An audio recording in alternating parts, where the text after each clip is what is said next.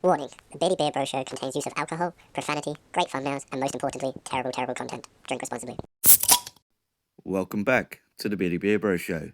As always, I'm Beardy Bro Chris, and seeing as the other host has shared many hidden gems for the Xbox 360, I thought I'd share a few of the hidden gems I remember.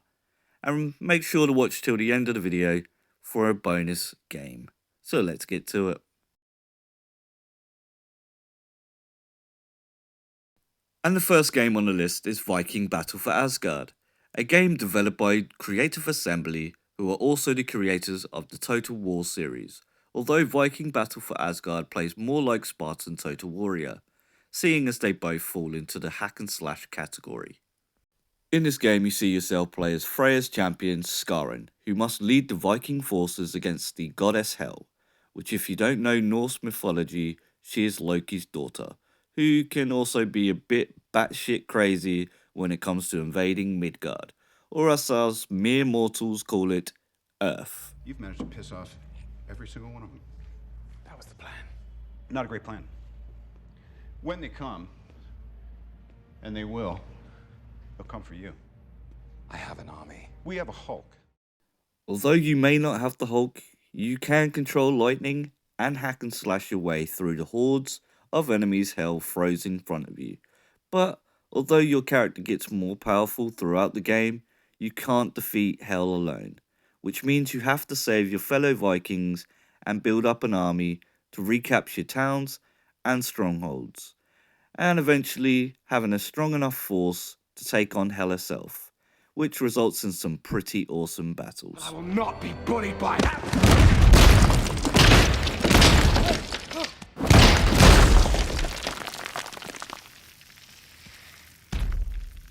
Puny God. But to be honest, this game shouldn't be as fun as it is. But there's just something about chopping off your enemy's head and then his arms for some reason, or taking down a massive beast that just feels so satisfying.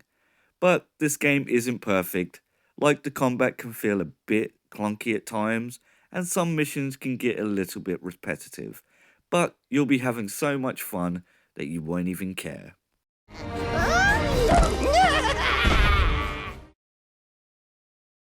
The next game on my list is Overlord, or as I like to call it, Death Metal Pigmen.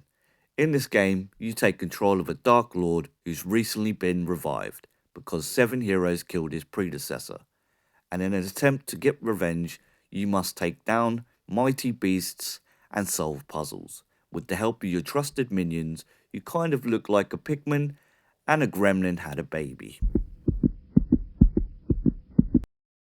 There are 4 different kinds of minions, each with their own colour and abilities. You have Brown, who is just a fighter, Blue, who can revive dead minions and they can swim, Red, who can throw fireballs, put out fires and are immune to fire, and Green, who can backstab enemies and who are immune to poisonous gases. And you'll have to use all your minions' abilities to get through the levels. As you come up against the 7 heroes, you find out they have been corrupted by power, and they all now represent one of the 7 deadly sins, which makes every boss battle feel different. You can also see how their corruption has affected the land and the people.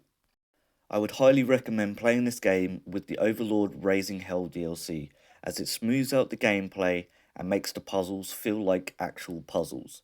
It also improves the AI intelligence, not just for the enemies, but for your minions too. But if you enjoy the Pikmin games, or you just feel like being a bit evil, then this is definitely the game for you.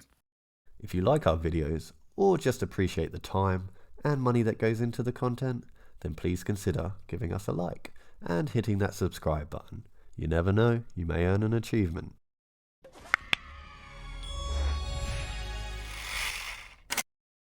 The next game on the list is Lost Odyssey.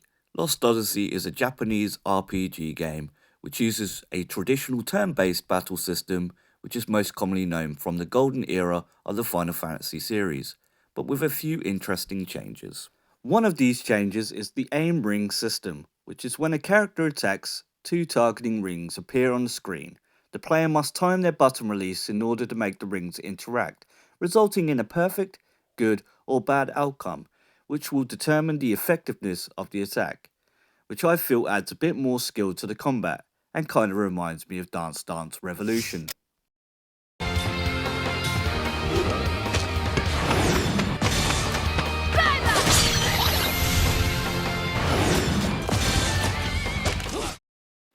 You take control of Kaim, an 1,000-year-old immortal who lost his memory, and although the story is a bit generic, having to stop a big bad villain trying to become immortal and take over the world, it is actually the story between the other immortals you meet along your journey and trying to remember who you are that makes playing through this game so much fun. Another thing that will make you love this game is its beautiful graphics, that are even by today's standard pretty impressive. To the industrial revolutionary cities, to the wide open fields, and even the various different enemies look beautiful in their own weird way. But the only downside to this game is the many loading screens. Go through a door, loading screen. Get into a battle, loading screen. But if you love Final Fantasy, you'll look past the game's flaws and enjoy the adventure.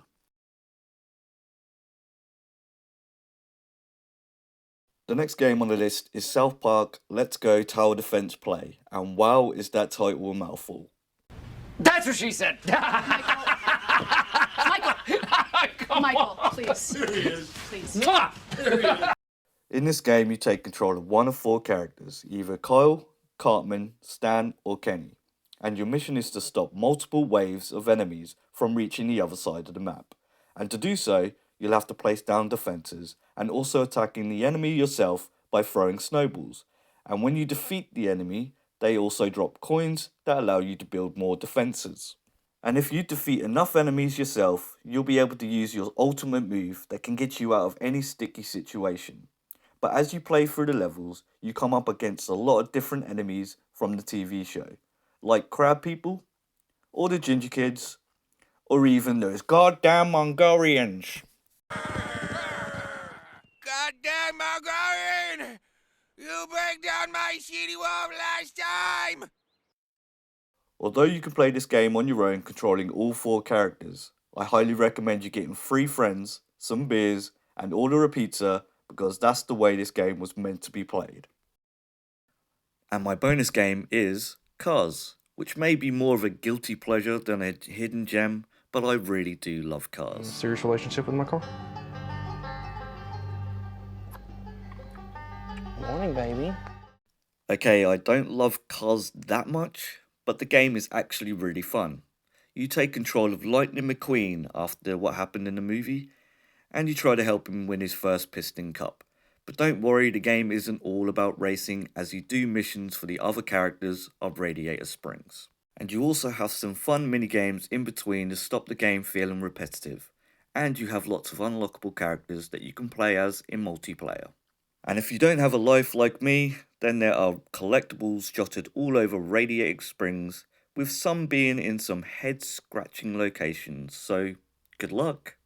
The cherry on top of the cake is that all the voice actors from the movie came back to voice the game, which I just think is amazing. So if you're looking for a game you can turn your brain off and just have some fun with, then why not give Cars a go? And there you have it, my Xbox 360 Hidden Gems list. If you enjoyed this list, make sure to check out Rob's Hidden Gems lists too. And as always, I'll see you in the next one. Stay tipsy.